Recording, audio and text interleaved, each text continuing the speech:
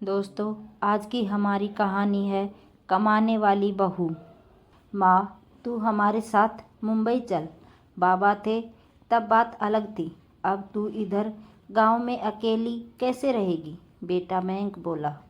मैं सोच में पड़ गई।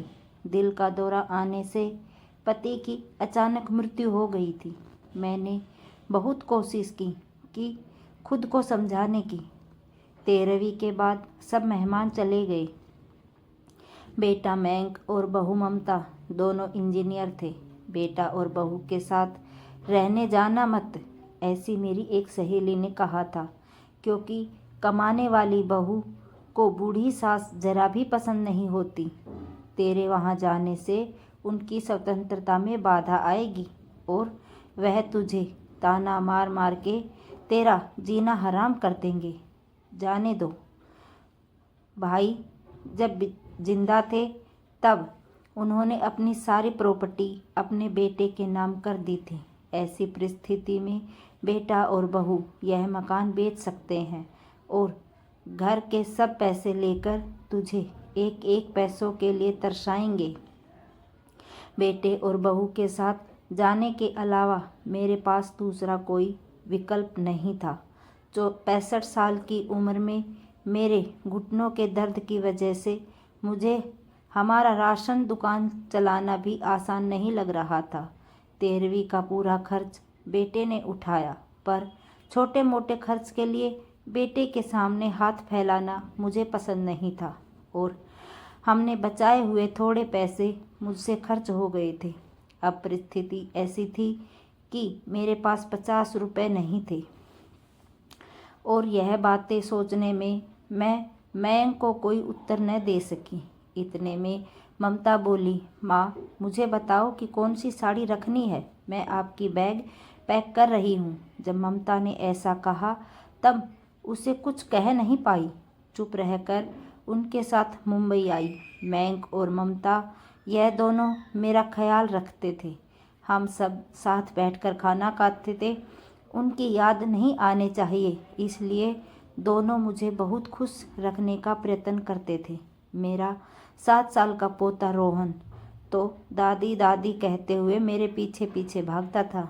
मैंने कौन सी भी चीज़ मंगाई कि वह मुझे तुरंत ला कर देता था।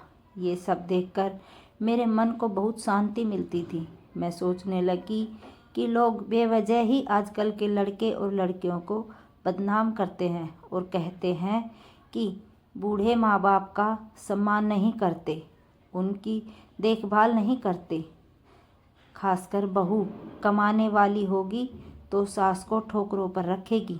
लेकिन मैंने देखा कि ये सारी सिर्फ बातें ही थी। हर उंगली की तरह हर बहू सेम नहीं होती। आज सब ने बाहर घूमने का प्लान बनाया था। हम सब मॉल में गए। उधर घूमते घूमते मयंक और ममता एक दुकान में कुछ खरीदने के लिए रुके। मैं और रोहन थोड़ा आगे गए।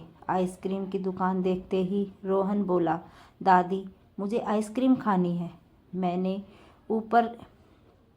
मेरे ऊपर जैसे बिजली ही गिरी, क्योंकि मेरे पास तो पैसे ही नहीं थे।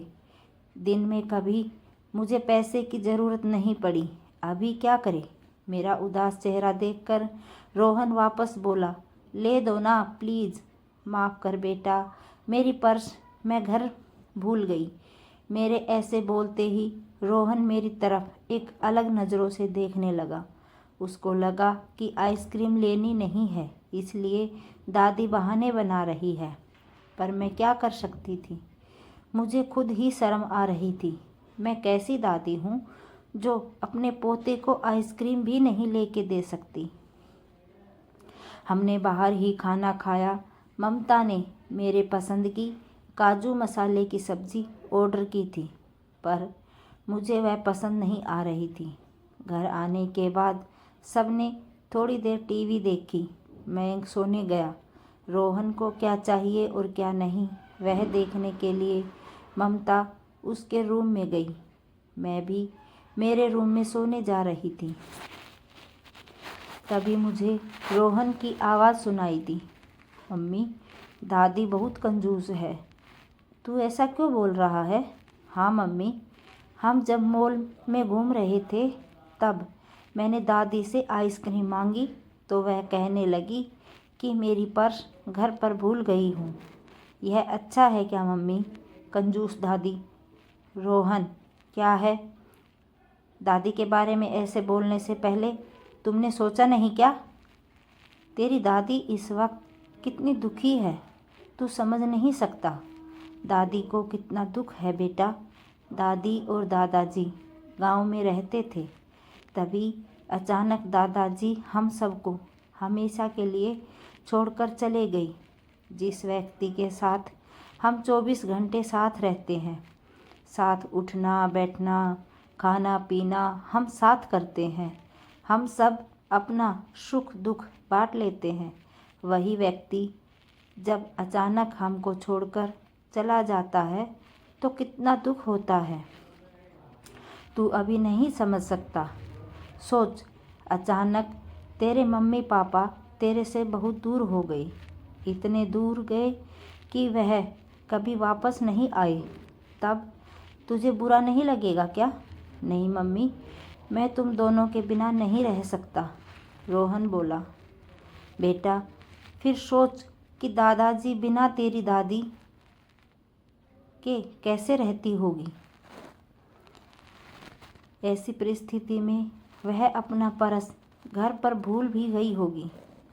तूने उनको कंजूस कहा, उनका प्यार तुझे नहीं दिखा क्या? जब भी तुझे स्कूल से आने में 5 या 10 मिनट भी लेट हो जाता है, तब वह बालकनी में खड़ी रहकर तेरी राह देखती है। उनके घुटने दर्द करते हैं तब भी। बेटा, किसी के बारे में अपनी राय बनाने से पहले उस व्यक्ति के दृष्टिकोण से सोचना चाहिए। यह बातें सुनकर मुझे मेरी बहू पर बहुत अभिमान हुआ।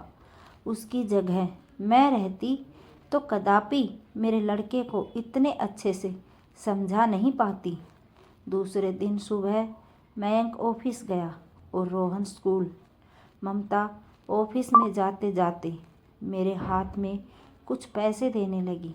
ये क्या है? बेटा, मुझे पैसों की क्या ज़रूरत है? मैं बोली।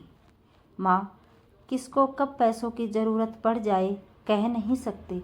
आप मंदिर जाते हो, कभी दान पेटी में डालो, कभी रोहन को कोई चीज़ के लिए जिद की तो आप उसे वह चीज़ ले देना। पर बेटा, माँ, जब यही पैसे मयंक ने आपको दिए होते तो आपने मना किया होता क्या? नहीं ना। आपकी बहू भी कमाती है तो आप अपनी बहू से पैसे क्यों नहीं ले सकती? ममता का कहना सुन के मेरी आंखों से आंसू आने लगे। जो मेरे बेटा नहीं समझ सका वह मेरी बहू ने समझा। मेरी बहू जैसी बहू सबको मिले। मैंने भगवान से प्रार्थना की, ऐसी बहू मुझे हर जन्म मिले।